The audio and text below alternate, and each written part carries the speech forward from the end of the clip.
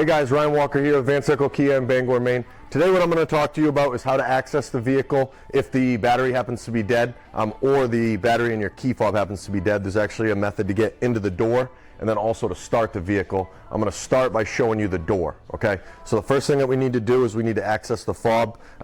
This is common in any push button start vehicle, so there's actually a button that's going to be right here on the fob. If we press that, we can then access the key, and then we're going to use the key to actually get to the key hole. A lot of people, where they're hidden, a lot of people don't realize there's a key back here. So what we do is we're going to go ahead and get right under here, and there's actually a button that's shaped just like the tip of this key. So what we do is pull out the door handle. We're going to go ahead and just insert that here. It's spring loaded, and it will actually pop off the cover.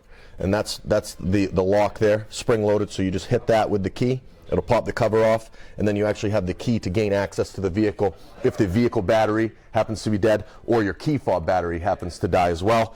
Key in, turn, that'll get you into the vehicle. Next step we're going to show you is how to actually start the vehicle if your key fob battery is not on.